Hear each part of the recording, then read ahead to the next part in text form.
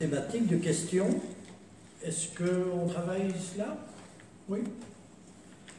Et de toute façon, en voyant ces questions, ces thématiques, on ne peut plus pertinentes, on peut faire le tour de la chose. Maintenant, n'hésitez pas à n'importe quel moment, si je ne réponds pas à votre attente ou à votre responsabilité pastorale, catéchétique, n'hésitez pas à m'interrompre à n'importe quel moment, à me poser une sous-question, à dire bon, mais ça, ok, mais parle plutôt d'autre chose. Alors, les questions dont je vais vous parler, c'est d'une part l'initiation, d'autre part les questions du christianisme et des attitudes face aux gens de la société de consommation. La place de l'Eucharistie en catéchèse. Alors, une question que je n'ai pas bien saisie, on m'a posé la forme du premier sacrement. Est-ce que vous vouliez dire la première communion, ou plutôt le baptême, ou plutôt les sacrements d'initiation? Premier sacrement, je crois. On parlait de l'Eucharistie, je crois. C'est possible. L'Eucharistie sur le baptême, c'est d'abord le baptême. Oui. Le premier sacrement, c'est d'abord le baptême. Oui, mais d'accord, mais est-ce qu'il faut garder suite à l'ordre des notre réunion, c'était la première chose. Je vais aborder les trois sacrements d'initiation, alors, si cela vous convient. Alors, un peu parallèle à l'attitude et le christianisme par rapport à la société de consommation, c'est faire des disciples par rapport à une société individualiste. Il y a cette question-là. La question de l'obligation ou d'un temps d'obligation, et puis la suite quand il n'y a plus d'obligation. Le donner du goût. Alors, donner du goût, ça sera transversal. Hein? Et enfin, l'inscription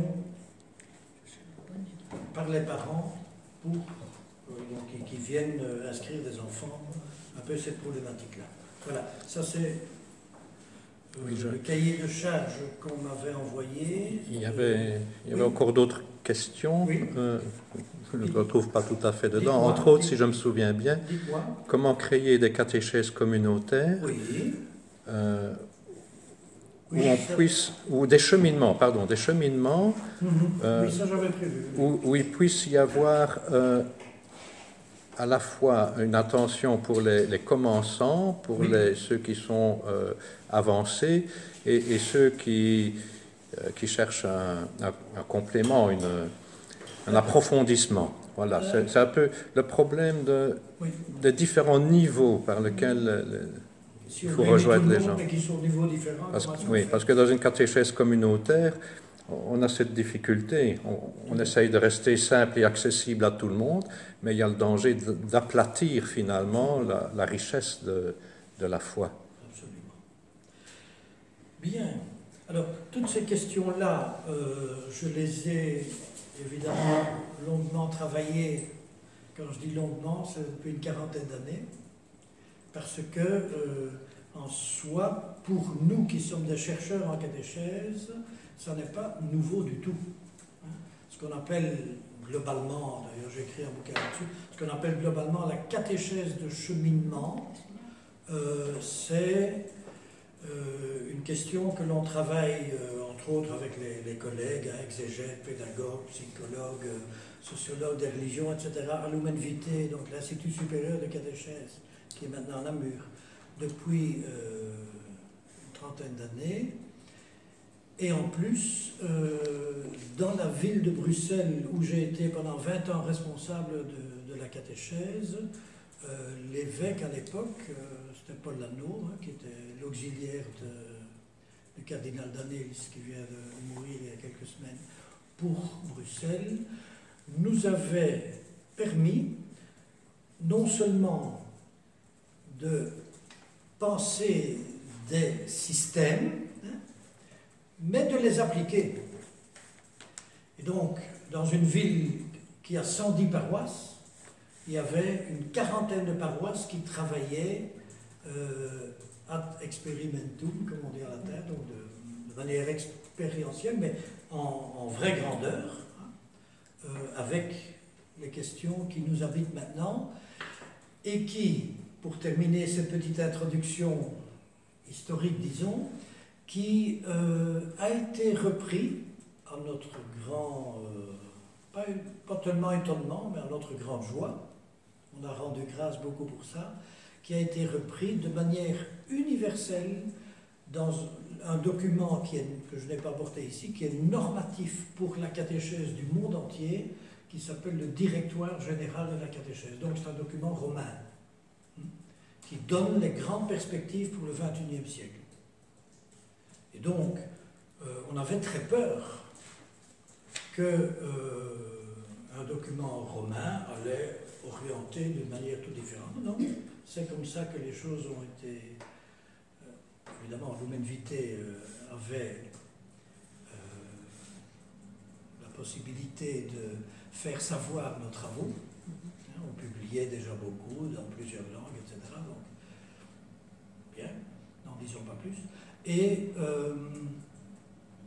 alors, progressivement, les conférences épiscopales, en tout cas, je n'ai pas étudié pour le monde entier, mais des pays occidentaux, donc la Belgique, la France, le Grand-Duché de Luxembourg, l'Allemagne, les Pays-Bas, etc., l'Espagne, ont progressivement accepté cette manière de travailler. Voilà, donc je ferme ici la petite intro historique, mais c'est pour dire que ce dont on va parler ici ne sont pas du tout des théories de l'un ou l'autre, c'est bien sûr toute une réflexion fondamentale qui est en accord.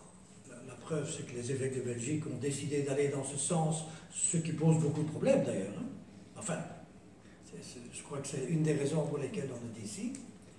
Et aussi donc beaucoup d'expérimentations qui ont été faites.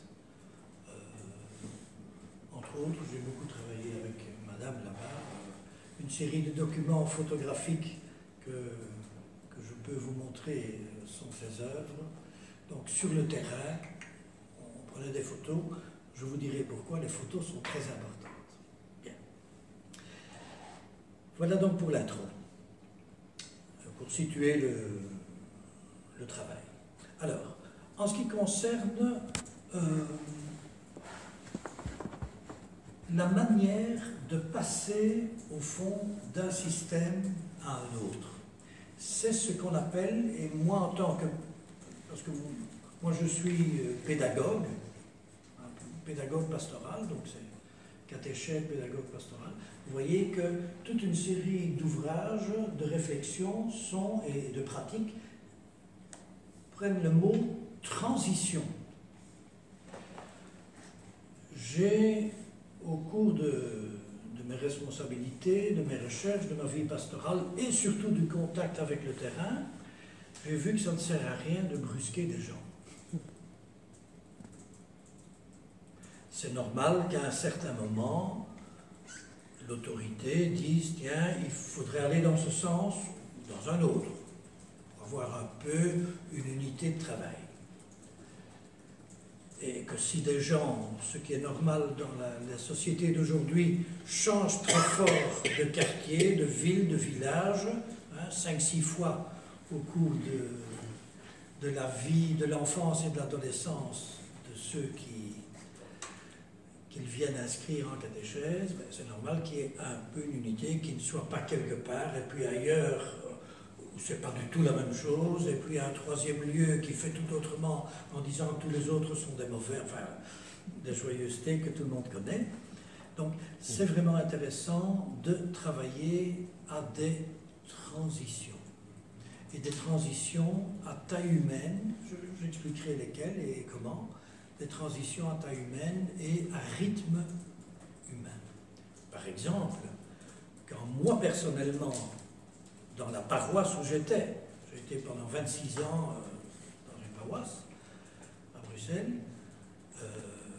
paroisse de grande ville, c'est vrai, quand j'ai dû mener cette transition, moi personnellement, évidemment ce n'était pas encore la norme édictée par les évêques officiellement, mais j'ai travaillé à ça pour arriver à la transition 15 ans. Voilà. Donc, J'insiste sur ce mot. Ça veut dire que, je m'explique, ça veut dire qu'il y a des choses qui sont possibles tout de suite et d'autres qui prennent beaucoup de temps. Celles qui prennent le plus de temps, ce sont les questions de mentalité. Si par exemple, on est dans un système catéchétique, j'imagine, donc je ne suis pas de votre diocèse, donc tout ce que je veux dire ici, vous en faites tout ce que vous voulez. Hein.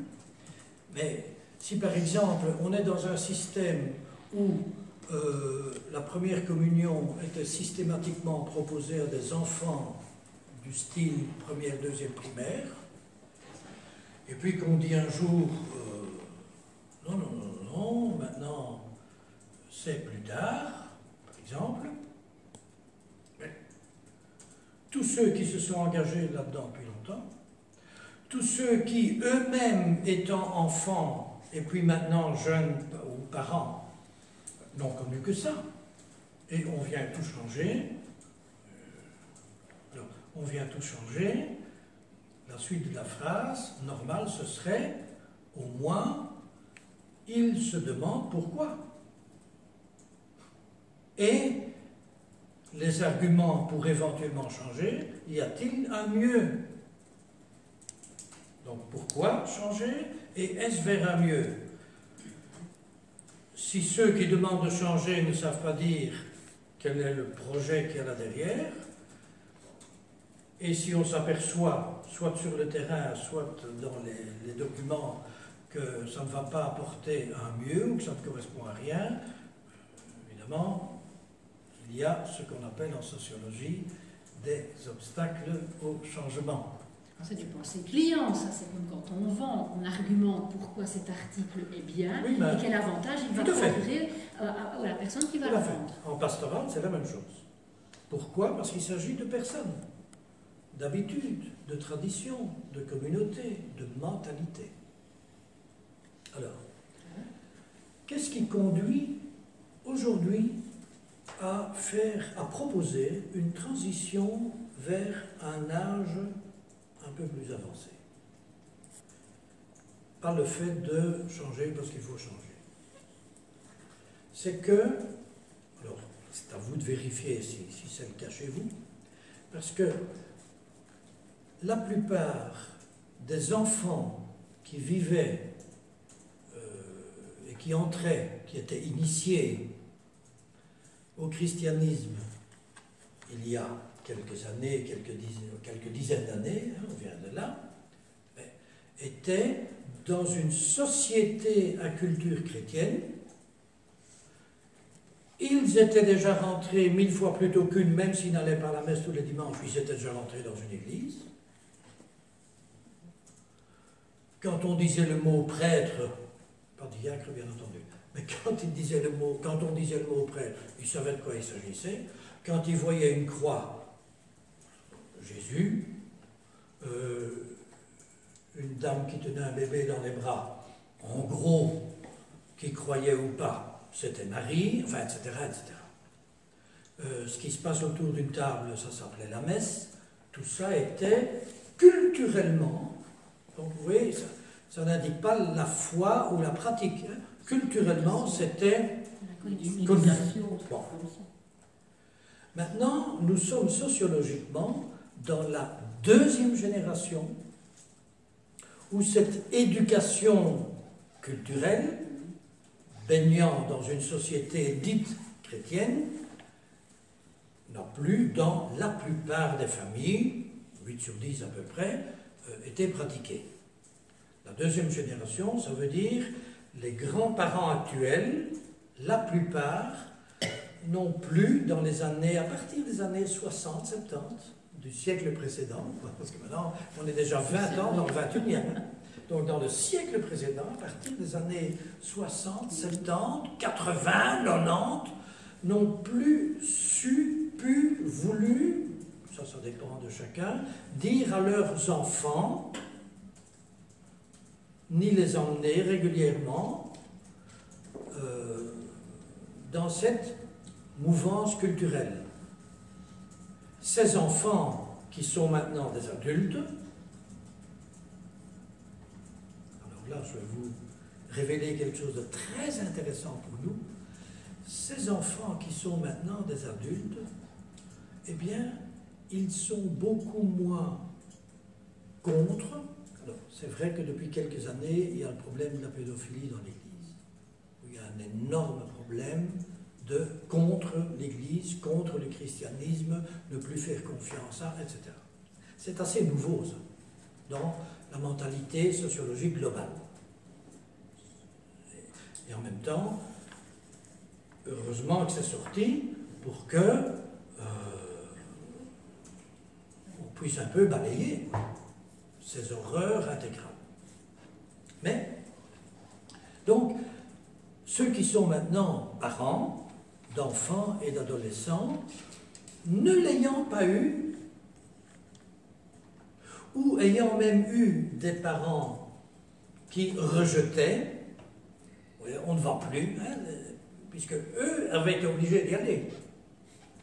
On voit déjà surgir la question d'obligation et de ce que ça donne, une ou deux générations plus tard. Donc, ces gens n'ayant plus eu, ne pensent pas, ce n'est pas une question de volonté, enfin, ne savent pas très bien comment faire. Enfin, ça n'est pas du tout une de leurs priorités, mais, ça c'est l'élément, si vous voulez, négatif, mais l'élément positif, c'est que, contrairement à la génération précédente, sauf question de pédophilie, il faudra mesurer dans 10 ans l'impact que ça a eu sur la masse des gens, mais ils ne sont pas contre. Et ça, c'est différent par rapport à la génération précédente. Ça veut dire quoi? Ça veut dire, comme disait M. l'abbé, que lorsque on rassemble des gens et qu'on aborde les questions chrétiennes, l'Évangile, pour la plupart, c'est neuf. Vous parlez de Jacob, vous parlez d'Abraham, c'est qui, donc? Vous parlez de Jésus, ouais. Enfin, certains, d'autres pas. On m'a posé la question encore il y a quelque temps, il y a un enfant aussi, d'ailleurs, je relis les deux, c'était un adulte, mais à une autre occasion un enfant, qui disait, chez nous à l'église, paroissiale, parce que pour une fois il était dans l'église avec des gens qu'il avait invités, tiens, c'est qui ce monsieur sur la balançoire? La balance. Alors la balançoire, parce que, tu te rappelles, à Sainte-Anne, il y avait l'autel et au-dessus, il y avait un très beau Christ du XVIIe avec deux chaînes qui tenaient la croix. Et vous voyez donc un type avec... C'est qui? Tu as eu le cas avec une maman, d'une maman de profession de foi qui a demandé cette année c'est qui le monsieur suspendu. Exactement. Et donc, quand vous leur racontez l'engagement du Christ, qu'il croit ou pas en sa résurrection et dans l'Église qui poursuit le message du Christ, ça c'est encore autre chose, mais si vous parvenez, alors là c'est une question de communication aussi, très importante, si vous parvenez à ne pas leur casser les pieds avec du blabla, et encore moins avec du blabla moralisant, mais que vous parvenez à dire le cœur du Christ, ce qui l'a conduit, la manière dont ça s'est passé, eh bien, les générations de parents, pas seulement de jeunes, parce que vous savez aussi que sociologiquement, l'âge des parents d'enfants et de petits-enfants a fameusement évolué. Il y a peu de parents de 22 ans, il y en a beaucoup de 38 ans. Enfin, je cite ici des chiffres globaux. Hein. Donc tout ça change beaucoup. Ce sont des gens qui ont vécu. Et qui ont vécu avec aussi, sociologiquement, divorce, etc.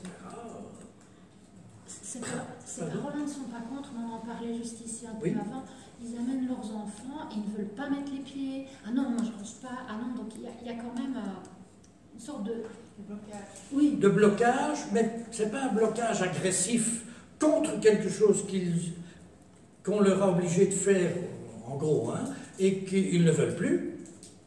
C'est au contraire un blocage parce que, est-ce que c'est intéressant? Nous n'en vivons pas. Alors, il y a des gens là qui ont l'air de... Des gens, c'est nous, hein, des chrétiens, l'Église, hein, qui ont l'air de s'exciter avec toutes sortes d'histoires un peu drôles. Bon. Est-ce que ça en vaut la peine? Alors, c'est là qu'il n'y a pas un blocage agressif de refus, mais une espèce de prise de distance, d'où, évidemment, le rapport humain, qui est très important, et la communication. Et j'arrive tout de suite, maintenant, à la nouvelle question que vous posiez. On a donc des personnes qui sont, les pédagogues appellent ça d'un mot facilement compréhensible pour qui n'a pas étudié la pédagogie, qui sont dans ce qu'on appelle élémentairement la différenciation. Vous n'avez, même entre nous ici, si je devais demander à nous tous, tiens, racontez-moi un peu dans le détail l'histoire d'Abraham, ou l'histoire de Jacob, ou l'évangile du dimanche passé. Plusieurs d'entre nous le feraient facilement, d'autres vaguement, d'autres seraient en difficulté majeure, et rassurez-vous, je ne vais pas vous poser la question. Mais donc, on est toujours, même avec deux jumeaux dans sa famille qui, pense-t-on, ont reçu exactement la même éducation depuis la naissance, puisqu'ils sont sortis à quelques minutes d'intervalle. On est par rapport à deux êtres différents, qui réagissent différemment. Alors vous multipliez ça par tout ce que je vous ai dit hein, dans la sociologie des gens, vous avez forcément des différences notoires. Des différences notoires de compréhension, de motivation pour venir à une rencontre, par exemple une rencontre de parents. Une première rencontre de parents pour inscrire des gamines ou des gamins à une catéchèse. Et donc, par rapport à cette différenciation, lorsque on veut rassembler même des parents pour une première communion, donc on n'est pas encore dans ce qu'on appelle une catéchèse intergénérationnelle où il y a des gens baptisés, d'autres pas, et certains qui sont confirmés depuis 20 ans, et d'autres qui sont occupés à se préparer. Même pas ça.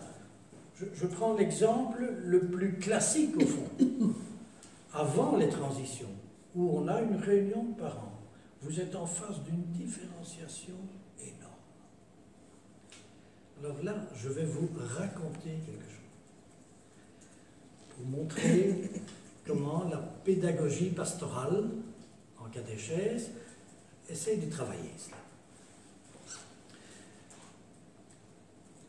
Réunion classique, les gens sont là et le prêtre ou le diacre ou le ou la responsable de catéchèse prend la parole et explique de quoi il s'agit. Et les uns, ça les intéresse, d'autres pas du tout, d'autres se disent, d'autres, bon. En clair, pas intéressant. Pas intéressant. Pédagogiquement, pas intéressant. Pastoralement, pas intéressant. Cette manière classique de faire. Oui, mais comment faire alors une réunion? Eh bien, par exemple, les gens arrivent. Ils sont invités.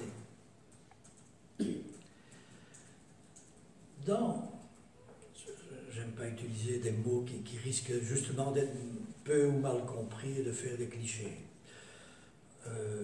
Si je vous dis dans la catéchèse nouvelle, pour montrer qu'on n'est plus dans les anciennes manières de faire, ça vous va? Hein? Bon. Dans la catéchèse nouvelle, qu'est-ce qu'on va faire? On va longtemps, avant que les gens soient en réunion, on va avoir pensé à la manière de les inviter. Parce que la manière de les inviter, mesdames, messieurs, chers frères, pères et sœurs, sont déjà une catéchèse, vont déjà donner le ton, vont déjà montrer ce qu'est l'Église. J'ai étudié avec mes étudiants en catéchèse. Je leur ai montré une quinzaine de lettres de paroisse. J'en ai pas ici.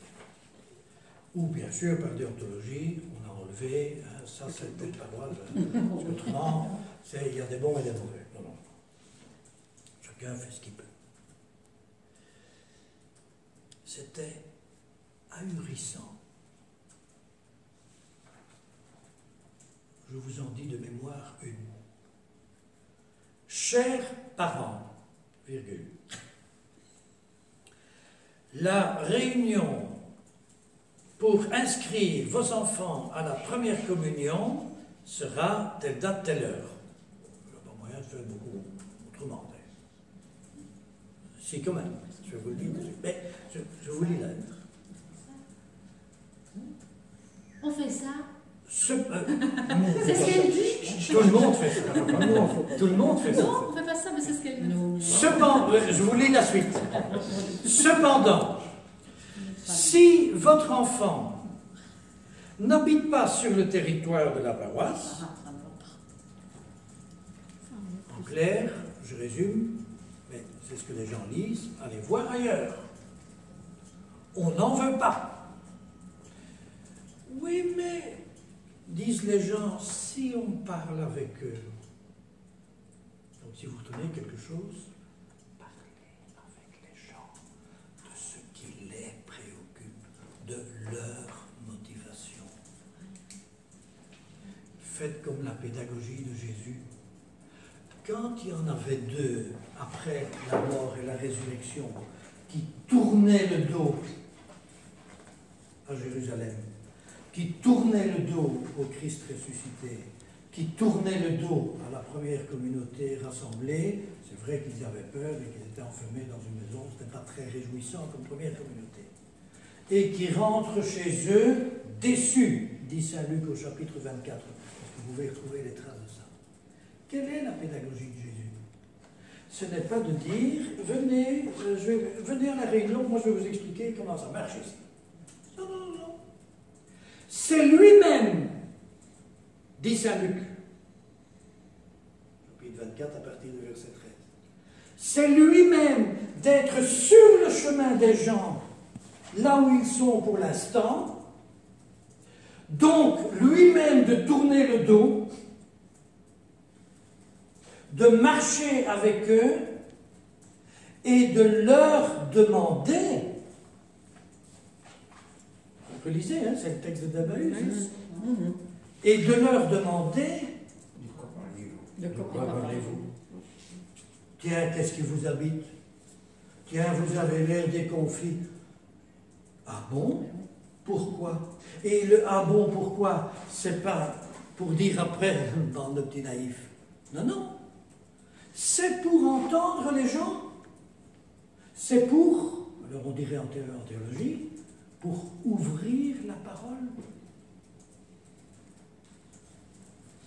Et donc, si vous avez une invitation qui est enfermante, qui est l'Église est un potentat, et c'est nous qui décidons, et si vous n'êtes pas d'accord, allez vous faire voir ailleurs. Vous faites une catéchèse sur l'Église, enfin sur un certain type d'Église. C'est une catéchèse. Cette première lettre est évidemment une catéchèse. Deuxième catéchèse. Il y a des gens qui arrivent parce que eux sont libres le 13 février à 16h ou le 24 mars à 18h, la date que vous avez décidée. C'est vrai qu'il faut bien décider d'un moment. Quand je dis un moment, vous verrez une autre manière de travailler. Vous avez décidé d'un moment normal. Bon. Les gens arrivent. Qu'est-ce qu'on fait avec eux? On les planque en rang d'oignon, face à une table. Et donc déjà, ce qu'on appelle, les pédagogues appellent ça le dispositif pédagogique, la géographie de la salle, si vous voulez. La géographie de la salle, avant même que vous ayez ouvert la bouche de quoi que ce soit, est évidemment une deuxième catéchèse. Pardon, c'est une troisième, parce que la deuxième, c'est quand ils arrivent. Alors tous ceux qui ont déjà fait de la pastorale, par exemple, de baptême ou de préparation au mariage, etc., savent que les gens maintenant arrivent en rampant mentalement et en commençant à s'excuser. Bonjour monsieur l'abbé, bonjour madame la responsable, bonjour monsieur le diacre, excusez, oui, je ne viens pas souvent à l'église et pourtant je voudrais demander le mariage. Il faut les libérer de cela.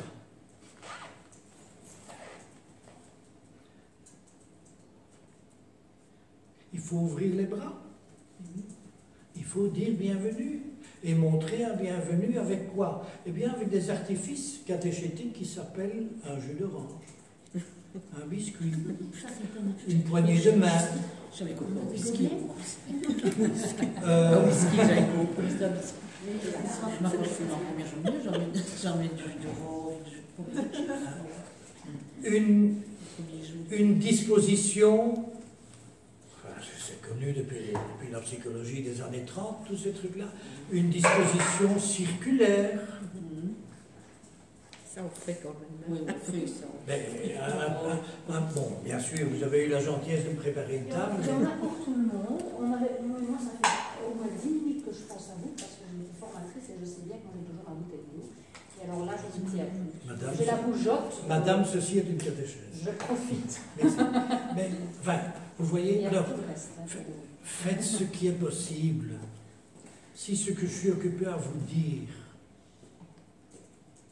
par expérience, au départ dans 40 paroisses, maintenant dans la plupart des diocèses d'Occident, petit à petit, transition, on a le temps, hein, rappelez-vous mon intro. Si ce que je suis occupé à vous dire vous hérisse, ou vous paraît impossible, ou que vous croyez que ça vous accuse parce que jusqu'à présent ça n'a pas été fait, discutez-en entre vous. Essayez de voir quels sont les fondements de ces 3 types de catéchèses dont j'ai parlé jusqu'à présent, alors que personne n'a encore pris la parole. Si, il y a eu la lettre, première catéchèse. Il y a eu une qualité d'accueil et d'écoute.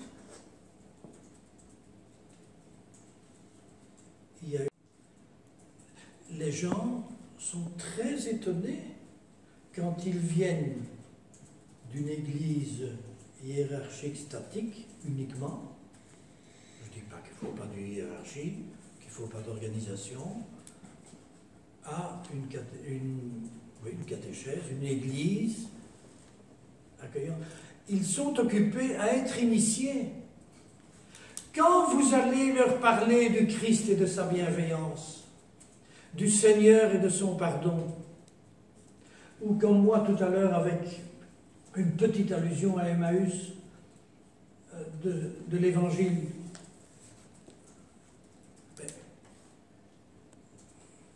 les gens vont constater, tiens, vaguement, c'est ce que ces cathos, nous, hein, vaguement, en tout cas avec nous, ce qu'ils essayent de faire. Je continue. On commence la réunion. Alors, par exemple chez nous, et dans beaucoup de paroisses maintenant, et entre autres dans le diocèse de Liège, puisque c'est ici que ça a été initié au plan de la technique, on distribue des cartes. Chacun reçoit une espèce de jeu de cartes. Un peu surprenant. En pédagogie, on sait que la surprise est toujours très intéressante. Pourquoi? Parce que ça ouvre l'esprit. Ça permet de se dire. Et ce sont les gens qui s'ouvrent l'esprit. Ils reçoivent des cartes. Qu'est-ce qu'il y a sur ces cartes? Il y a toutes sortes de motivations de parents pour être à ce genre de réunion.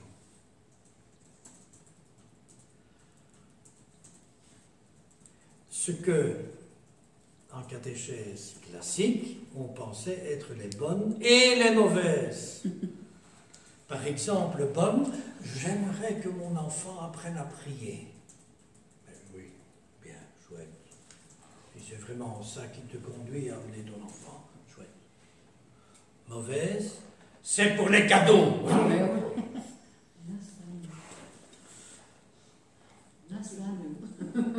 Mais évidemment. Et quand on fait le tour, puisque les personnes peuvent s'exprimer, invariablement, je l'ai fait pendant des années, invariablement, vous avez le genre de choses suivantes. Les premiers qui prennent la parole se croient obligés, ça en dit long, de dire, parce que tout le monde voit bien, c'est clairement, hein, moi je viens parce que la grand-mère l'a demandé, moi je viens par tradition, moi je viens, voilà. C'est ça sur les cartes. Et si un jour il y a quelqu'un qui donne une nouvelle motivation, hop, on ajoutera ça au jeu de cartes. D'ailleurs, les gens savent qu'ils peuvent dire des choses qui ne sont pas sur les cartes.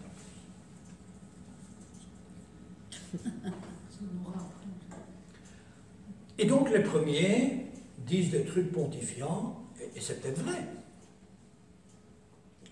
Et puis il y a quelqu'un dont c'est le caractère. Ça s'est déjà vu d'ailleurs, à sa tête, à sa manière de se mettre, à sa manière de regarder les cartes.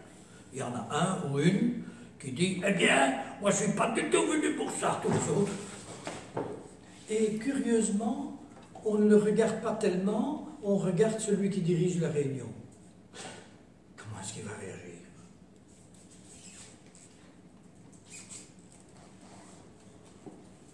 Et nous, il n'y a pas de mauvaise réponse. Oui, oui, monsieur, madame, oui. Eh bien, moi, j'aime bien faire des cadeaux à mes enfants. Et d'ailleurs, monsieur, j'aime autant vous dire, bon, ça c'est à Bruxelles, hein, tout ce qui est nouvel, c'est à Bruxelles. Et d'ailleurs, j'aime autant vous dire que moi, je ne suis pas du tout croyant. D'ailleurs, je ne sais même pas si le jour de la... Alors, là, vous voyez tout de suite le vocabulaire, de la petite communion. Alors, si à un certain moment, on fait remarquer que la communion, ce n'est pas nécessairement quelque chose de petit. Ah oui, mais non, excusez-moi, la communion privée. Communion privée, vraiment. Mais c'est normal. Que voulez-vous que les gens disent autre chose que ce qu'ils connaissent, qu'ils ont entendu depuis toujours? Ils n'ont pas été à la faculté de théologie. Oui. Donc, au lieu de se hérisser tout de suite quand il y a des trucs, même des grossièretés, mais non, on est là au début et par la suite pour écouter les gens. Et à partir de là, on travaillera pour écouter leurs questions. Bon. Donc, il y en a un qui ose. Et curieusement, on continue le tour. Et en continuant le tour, il y a d'autres prises de parole. Il y en a qui s'autorisent à dire « Mais oui, mais moi, j'aimerais bien qu'on explique la messe à mon enfant. Mais je trouve quand même important de faire une grande fête aussi. » Alors que traditionnellement, dans combien de paroisses, est-ce qu'on n'a pas dit? Si vous venez pour la fête, c'est que vous n'avez rien compris. Hein? On dit ça aux gens. C'est écrit dans les fameuses lettres, déjà. Abstenez-vous si... On a fait plus ça. Mais non, pas chez vous. On est la meilleure. Moi j'ai montré... Je tombe des nues, il y a des gens qui ont dit pas de fête à la maison, je tombe des nues. Non. La première communion, ou la confirmation, ou la profession de foi, ou... c'est pas pour des cadeaux, c'est pas pour des fêtes. Ah, c'est dans les motivations, d'accord. Hein? Et donc, dans certaines paroisses, il y avait ce genre de choses dans les lettres. Oui, En clair, si vous n'êtes pas sérieux, et sérieux, c'est ce que moi je considère comme sérieux à l'avance, d'où une catéchèse intergénérationnelle, on se rend bien compte, ça veut dire aussi pour les parents, c'est évident que c'est indispensable, surtout au XXIe siècle. Mais la moins bonne manière pour qu'ils écoutent, pour qu'ils réfléchissent, c'est de les agresser avant même que ça commence, évidemment. Ce n'est pas simplement une question de tactique, c'est une question, je pense, fondamentalement de christianisme. Comment est-ce que le Christ agit avec ceux qui sont en difficulté? Et curieusement, relisez, mesdames, messieurs, les évangiles si vous le désirez, vous verrez que les seuls à qui le Christ fait des reproches, ce sont les responsables religieux. Alors, on est dans le judaïsme il y a 2000 ans. Hein, pour le poids qu'ils font porter aux autres, entre autres. Ou pour ce qu'ils obligent les autres à faire, qu'ils obligent les autres à faire sans nécessairement le faire eux-mêmes. Ça sont les reproches de Christ. Mais il rencontre la femme adultère, il rencontre un Romain, donc de l'armée d'occupation, et qu'est-ce qu'il perçoit? Que ce centurion romain, au fond, agit comme lui. Malgré qu'il n'est pas de la religion juive, etc., mais il demande de rendre service à un inférieur, son serviteur, qui est malade. Et le Christ, que dit le Christ, d'après les évangiles? Il va tout de suite à l'inverse, c'est une pédagogie. Jamais je n'ai rencontré une foi si grande en Israël.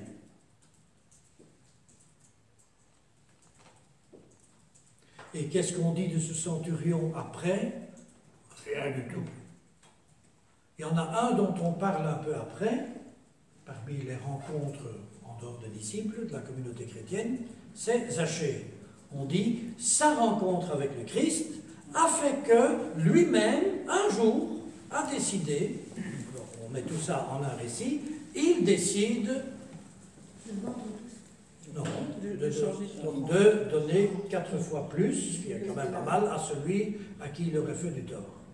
C'est sa décision. Le Christ ne lui a pas dit, tiens, à propos Zachée, un peu ici, dis, si tu veux être logique avec toi-même, et avec ce que je dis, et avec ce que j'ai fait avec toi, la rencontre, tu ferais quand même... Non, non. D'ailleurs, on ne sait pas ce qu'ils se sont dit. En plus. C'est dans le cheminement personnel. C'est vrai qu'on n'en parle jamais par après. Ah mais non. Enfin, si, quelques-uns. Simon Pierre, on sait ce qui est arrivé. Voilà. Judas, on sait ce qui est arrivé. Et il y en a une série dont on sait. Quand on entend Valérie Le Chevalier, qui est venue l'autre jour, elle nous a dit, non, on ne sait pas ce qu'ils sont devenus, la majorité, on ne sait pas. Tout à fait. Et c'est notre inconscient collectif qui construit une suite à... Alors, vous parliez, hein, c'était une de vos questions, hein. Je ne sais pas si vous avez remarqué que les questions sont occupées à être abordées. Hein.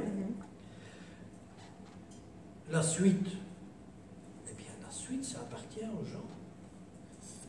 Et l'Église doit être prête, doit trouver les moyens, sinon chaque paroisse, parce que ça parfois c'est très possible, parfois plus du tout, ou très peu, toutes les paroisses n'ont pas toutes les ressources, on se met ensemble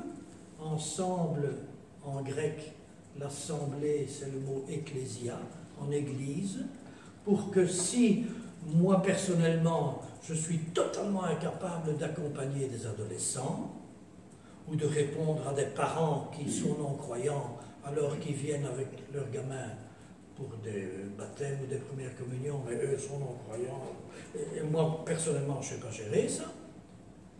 Je regarde dans l'unité pastorale, dans le doyenné, dans le diocèse, dans tout ce que vous voulez, hein, enfin, dans l'Église, est-ce que quelqu'un peut prendre le relais pour ça? Pourquoi? Pour le cheminement des gens. parce qu'une des définitions magistrales, officielles, de la catéchèse, c'est accompagner le cheminement de foi des personnes. Comme dans la pédagogie d'Emmaüs, là où elles, les personnes, en sont.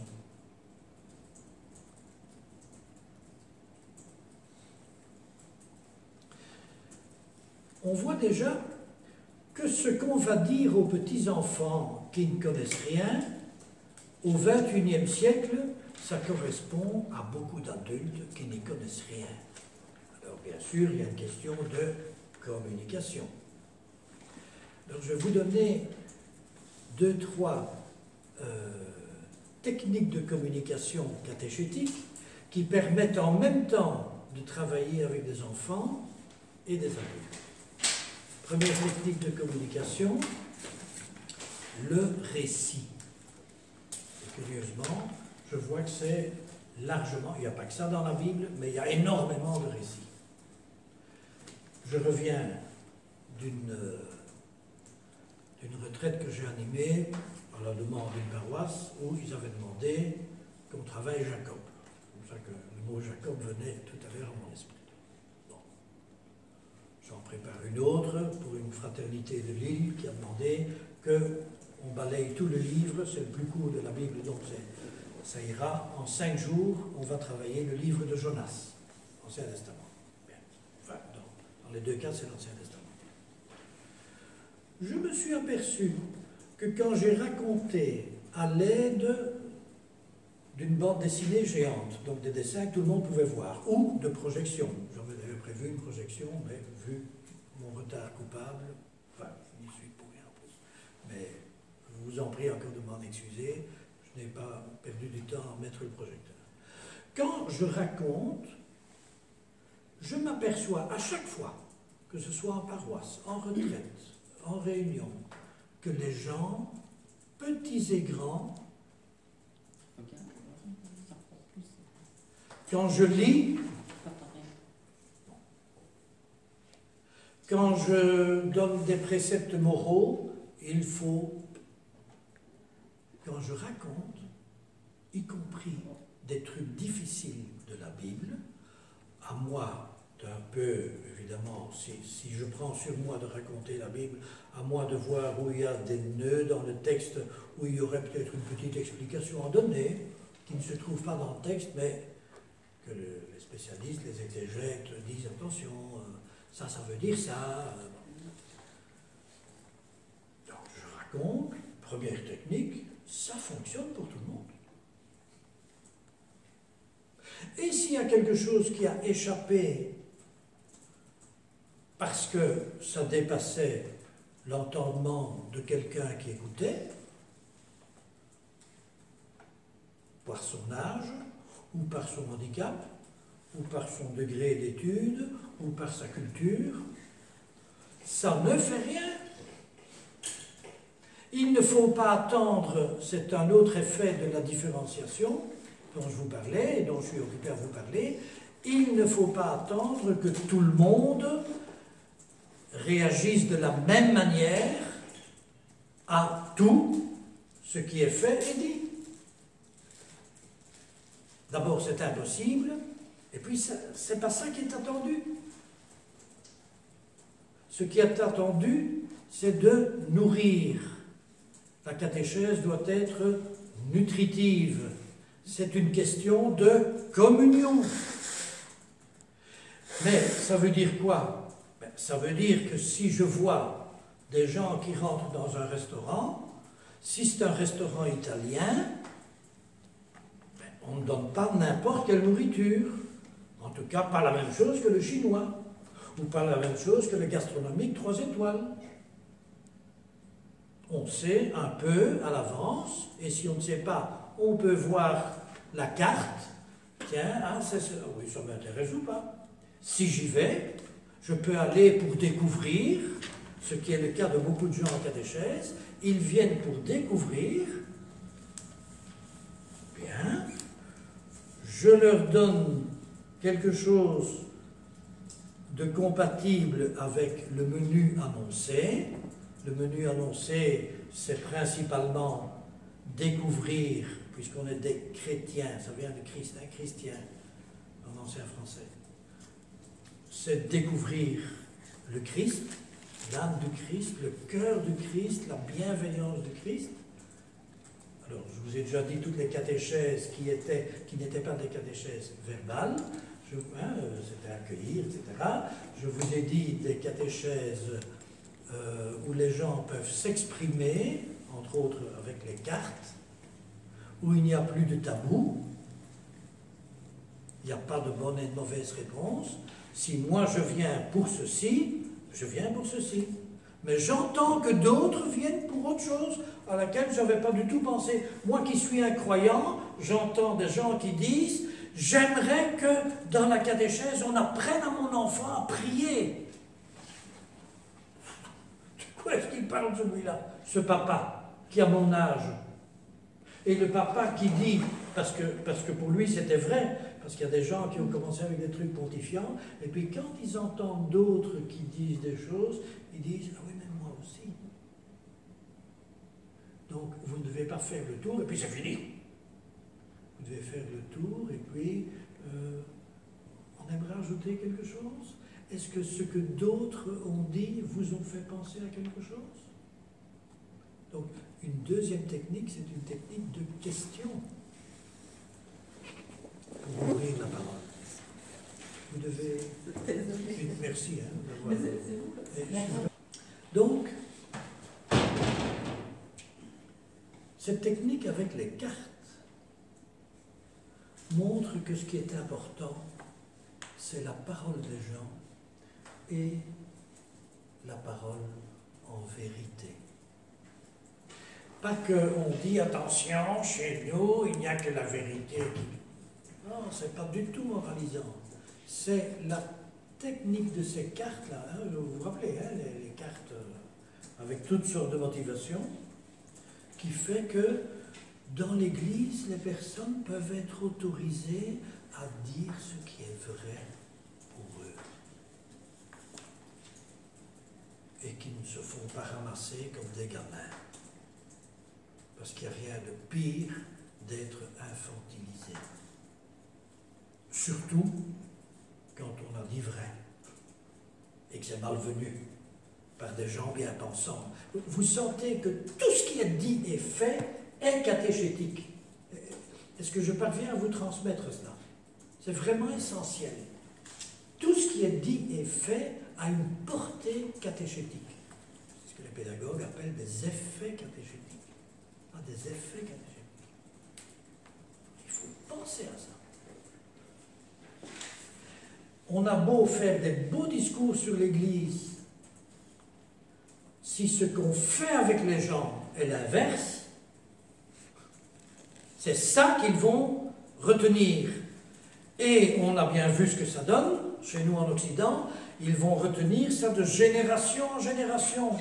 Combien de gens, quand la parole est libérée, disent « Oui, mais dans notre famille, on n'est plus venu à l'église parce que quand la grand-mère a voulu se marier, le prêtre, on ne sait même pas si c'est vrai, et on ne sait probablement que oui, hein, et on ne sait pas de où, ni qui, ni quoi, mais elle n'a pas pu, ou elle a dû, ou elle s'est fait engueuler par, ou pire encore, elle a dû venir... Et elle ne pouvait pas, parce qu'il y avait déjà un enfant dans le coco, venir avec une robe blanche. Et donc, l'Église a humilié cette femme publiquement le jour de son mariage, quand tous les invités étaient là. Voilà. Au nom de quoi? Au nom d'un principe qui n'est pas faux, ou qui n'était pas faux, voilà. Bon, au nom de quelque chose qui en soi était positif, mais au lieu que ça soit une nourriture pour vivre, c'était un reproche pour humilier. Et depuis lors, il n'y a plus personne de cette famille qui a mis les pieds à l'église. Et on se demande même, mais quel courage dans ce genre de famille-là, pour qu'ils remettent les pieds un jour chez nous, pour qu'ils veulent encore se frotter à ce genre de bons hommes. c'est des bonnes femmes aussi. Puisque l'Église aussi dans ses responsabilités, entre autres, et même à 87% à des catéchistes féminines. Quelle responsabilité! Il y a même des responsables diocésaines qui sont des dames. Et on n'est pas dans une guerre, les hommes contre les femmes. Donc, voilà, qu'est-ce que je viens de faire au fond? Je viens de vous raconter. Vous raconter. Et en même temps, vous argumenter. Comment on pense une manière de créer des transitions. D'où ça vient? Ça vient du fait qu'on sait que beaucoup